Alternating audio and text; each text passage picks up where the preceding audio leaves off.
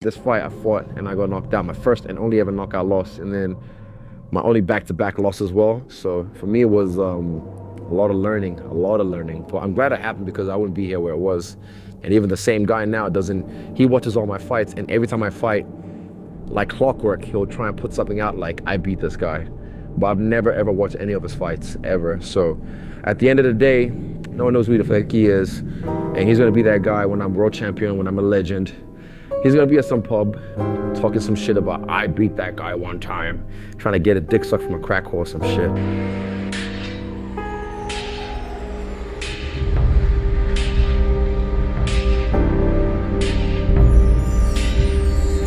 This is one of my most look forward to moments in this sport, is the emergence of Alex Pereira in the UFC.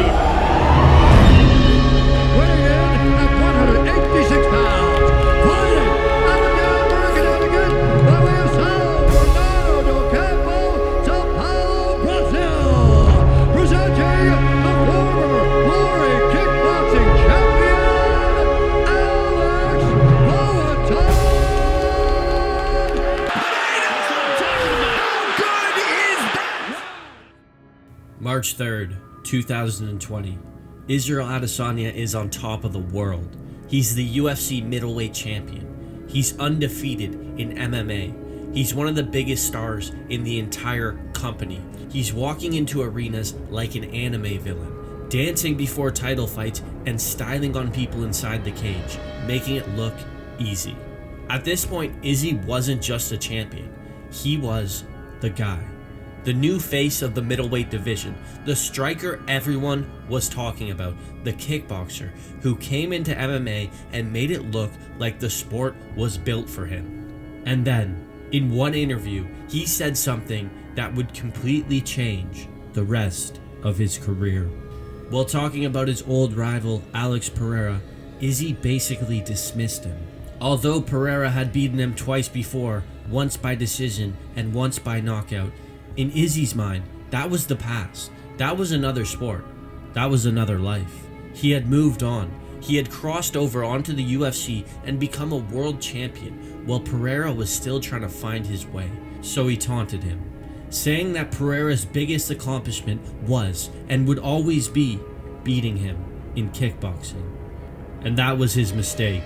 Because sometimes, in combat sports, there are certain people you're not supposed to mention, certain rivals you're not supposed to wake up, certain ghosts you're supposed to leave buried.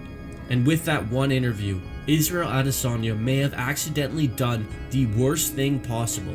He reminded Alex Pereira that he existed. He put his name back in the story. He gave him a reason. And from that moment on, it was almost like Pereira had been summoned. Introducing first, fighting out of the blue corner, a kickboxer holding a professional record, 5 wins, 1 loss. He stands 6 feet 4 inches tall, weighing in at 184 and 1/2 pounds. Fighting out of San Bernardo do Campo, Sao Paulo, Brazil, Alex Poatan.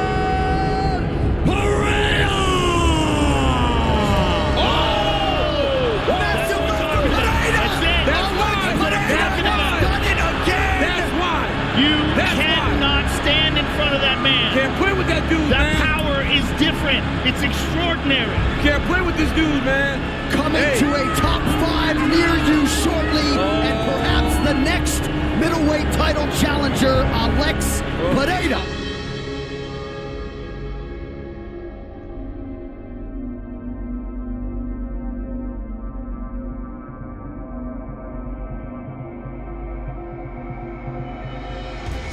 I cleared the way. You know, he should be grateful. He wouldn't be here without me. My run to the title was a lot more impressive than what he's done. So he should be grateful that he's here because of me. Adesanya, deixa eu te fazer uma pergunta. Você quer estar aqui realmente? Caralho, I can't understand what this guy is saying, man. Do you really want to be here? I am here. I am here.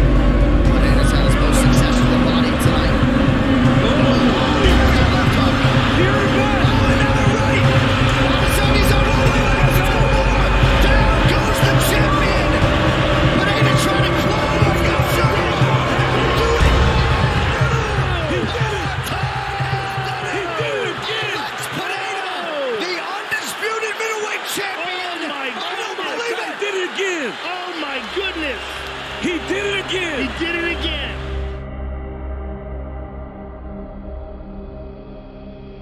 After this fight, everything changed. Because from the night Alex Pereira beat Israel Adesanya at UFC 281, Izzy's career was never the same. Adesanya went from being the undefeated superstar, the untouchable champion, the guy who looked like he was about to rule the middleweight division for years, to suddenly looking human. Since this fight, he has gone 1-4. The aura changed, the division changed, the conversation changed. And while Izzy has been trying to rebuild what he once had, Alex Pereira has just kept climbing. He didn't just beat Adesanya, he became the UFC middleweight champion. Then he moved up to light heavyweight and became champion there too.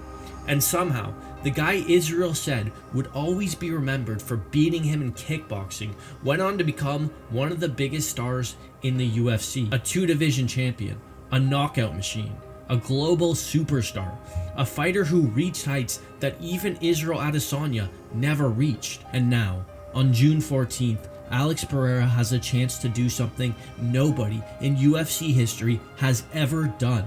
Win a 3rd title in a 3rd weight class. If he beats Cyril Gane for heavyweight gold, Pereira becomes the first 3-division champion in UFC history. And at that point, we're not just talking about one of the craziest UFC runs ever. We are talking about Alex being the greatest combat sports athlete in history.